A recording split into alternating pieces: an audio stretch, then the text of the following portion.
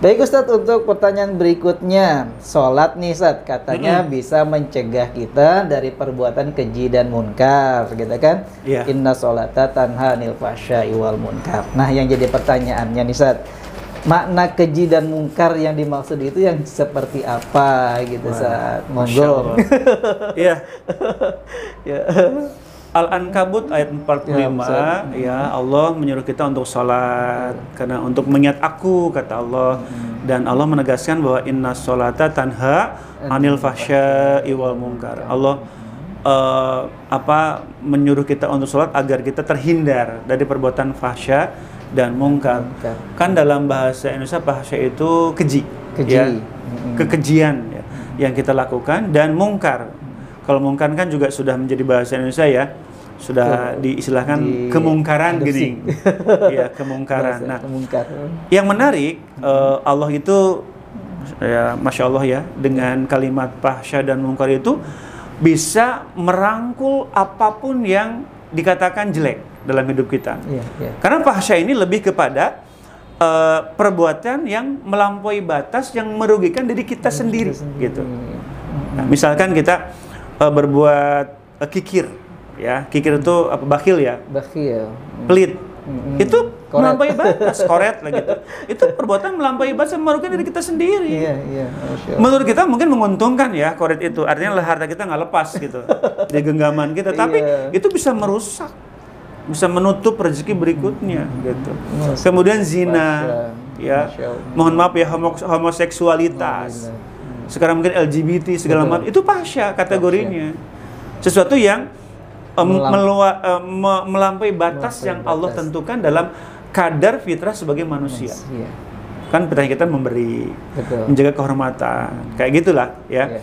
Nah, kalau mungkar ini lebih luas maknanya, ya. Apapun perbuatan yang dianggap jelek oleh Allah, oleh agama, dan oleh masyarakat. Itu secara itu umum ya? Ini berakibat kepada orang lain yang dirugikan. Mungkar kalau itu tadi diri sendiri lebih kepada merugikan diri sendiri. Kalau mungkar itu tatanan masyarakat, termasuk aturan dari masyarakat pun nggak boleh kita langgar selama tidak menyalahi aturan Allah gitu. Ya, misalkan di lingkungan menyuruh kita untuk memasang penangkal petir misalkan, karena kebetulan daerah kita ini banyak petirnya. Ada kan di Bandung satu wilayah yang memang rentan untuk kena petir, warga harus pakai wayang, itu harus dipasang. Kalau enggak itu berbahaya buat kita, buat orang lain. Nah, jadi fahsya lebih kepada perbuatan yang memang melampaui batas diri kita yang merugikan, dan kalau munkar itu lebih kepada perbuatan yang memang akan banyak bersinggungan dengan masyarakat. Ya, Masya Allah, luar biasanya pemilihan-pemilihan kata dalam Al-Quran yang Allah gunakan. Sekali, ya. Banyak hikmah, banyak makna yang perlu harus kita kaji lebih dalam tentunya. Dan fahsya munkar ini akan muncul atau kita lakukan karena kualitas sholat kita. Termasuk kehusuan tadi yang sudah kita bahas di sesi sebelumnya. Kehusuan itu sangat menentukan pribadi kita di luar sholat. Kalau ayah bunda kami berdua di studio ini khusyuk sholatnya, insya Allah akan terhindar di fahsya dan munkar. Kalau sholat kita yang sekadar menggugurkan kewajiban sambil pokok nama gerakan-gerakan cepat begitu, dapat dibayangkan efek di luar sholat juga nggak akan bagus gitu. Berarti salah satu mungkin yang ditermin di sesi berikutnya sebelumnya juga ini masih ada kaitan saja. Bisa jadi dengan bagaimana kita tahu sholat kita khusyuk, mungkin bisa dilihat juga dari efeknya gitu ya, dari perilaku kita di luar sholat, akhlak kita, begitu Ustaz ya. Bagaimana dekatnya kita dengan Allah Subhanahu wa taala. Masya Allah ya Bunda yang dimuliakan Allah Subhanahu wa taala. Masya Allah, demikian tadi penjelasan yang disampaikan oleh Ustaz kita. Mudah-mudahan dapat kita pahami bersama. Baik, masih ada pertanyaan berikutnya nih Ustaz ya. Yang pertanyaan berikutnya terkait dengan ini Ustadz, apakah wanita yang haid boleh membaca Al-Quran? Ya, kemudian semisalnya kita mengikuti one day one juice gitu. Nah ini kondisi akhwatnya ini sedang haid. Haid gitu Ustadz. Memang ayah bunda Ustadz Wahyudi bahwa memang posisi keadaan ya perempuan yang sedang haid membaca Quran itu memang ikhtilaf. masih menjadi perbincangan di kalangan para ulama yang menyatakan bahwa perempuan yang sedang itu tidak suci sehingga tidak layak membaca Al-Quran. Namun di sisi lain karena tidak ada larangan yang qat'i dari Rasulullah, maka ada ulama juga membolehkan membaca Al-Quran. Nah, jadi di sini kita melihat bahwa kemaslahatan baca Al-Quran lebih penting ya daripada dia tidak membaca Al-Quran. Ya, makanya dalam kondisi tertentu, ini menurut saya fikih yang saya pahami bahwa karena tidak ada larangan secara khusus dari Rasulullah tentang wanita haid kan apa namanya, kan wanita haid itu ya punten ya, sedikit flashback dulu dengan pemahaman tentang wanita yang haid.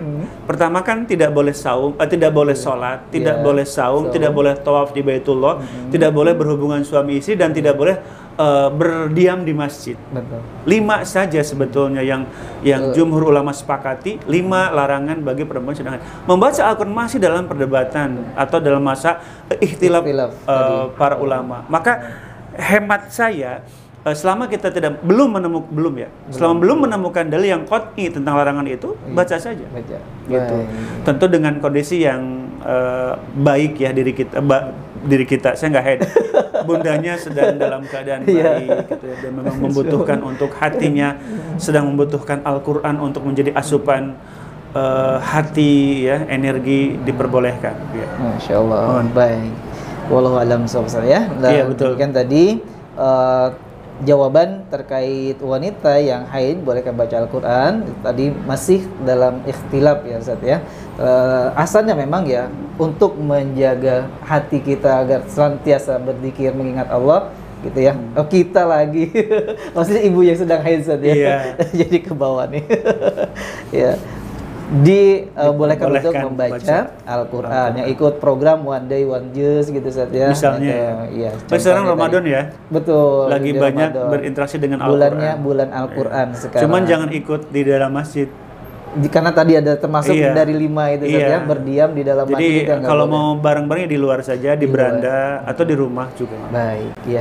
Baik, syukran Ustaz. Nah, untuk selanjutnya Ustaz, untuk pertanyaan ini terkait dengan sholat di sesi sebelumnya ada juga yang bertanya tentang sholat jamaah gitu.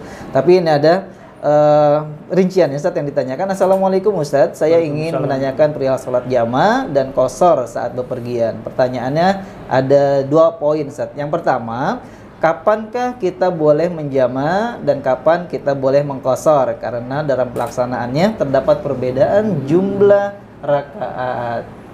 Baik, selanjutnya Ustaz, yang kedua, apakah setelah sampai ke tempat tujuan kemudian kita menginap terus belum pulang lagi ke rumah gitu, sholat fardunya masih boleh dijama atau diqashar nih Ustaz gitu. Terima kasih. Ya. Nah, padahal Ustaz. Baik, sepemahaman saya bahwa orang yang menjama itu orang sedang safar, orang dalam bepergian. Menjama itu menggabungkan 2 sholat, zuhur dengan asar, maghrib dengan isya. Subuh tidaklah ya, mandiri. Nah, subuhnya ketika safar itulah ayah bunda kita diberikan rukhsah oleh Allah untuk menjamak sholat.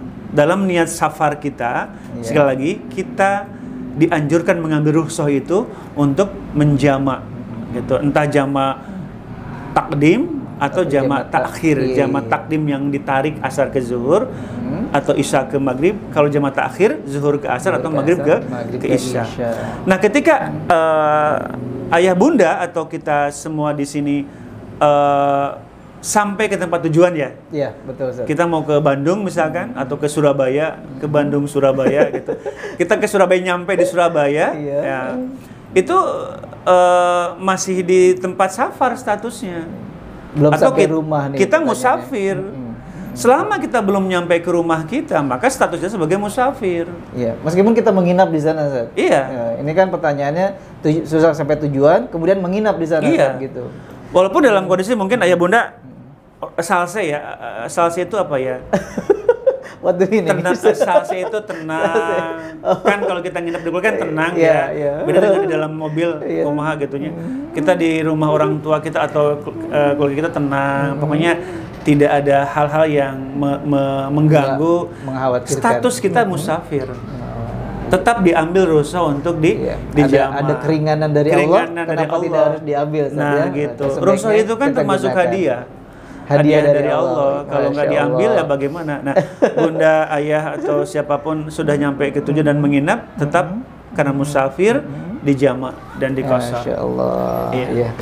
Cukup Ustaz ya, sepertinya penjelasan dari antum ini sangat luar biasa. Insya Allah ayah bunda bisa memahami, kita semuanya bisa menerima apa yang tadi sudah disampaikan, dan tentunya kita di bulan suci Ramadan ini lebih giat lagi, lebih fokus lagi menambah kehusyuan kita dalam beribadah. Betul. Dan tentunya dengan menanamkan niat di sesi sebelumnya ya, terkait dengan niat tentunya kita niatkan karena Allah Subhanahu wa taala. Baik, di sesi ketiga ini sepertinya kita cukupkan Ustaz. Nah, masih ada sebetulnya pertanyaan-pertanyaan dari ayah bunda yang masih banyak ini Ustaz. Tapi ya qadarullah waktu juga yang harus memisahkan kita, maka insya Allah kita akan ada bertemu lagi di sesi berikutnya Ustaz. Baik, cukup ya. Ayah bunda yang dirahmati Allah Subhanahu wa taala, sampailah kita di penghujung sesi yang ketiga ini. Terima kasih banyak atas perhatian ayah bunda semuanya, dan juga tentunya kepada pemateri kita Ustadz Munandar Hilmi SAG atas ilmu dan juga pemaparan-pemaparannya tadi yang sudah disampaikan terkait pertanyaan-pertanyaan yang ayah bunda sampaikan. Semoga menjadi amal ibadah khususnya untuk Ustadz dan juga untuk kita semuanya. Amin, amin. Dari saya Wahyudi Abdullah sebagai host di kesempatan kali ini mohon undur diri. Terima kasih. Assalamualaikum warahmatullahi wabarakatuh. Waalaikumsalam warahmatullahi wabarakatuh. Ya. Jazakumullah khair Ustaz. Assalamualaikum. Waalaikumsalam.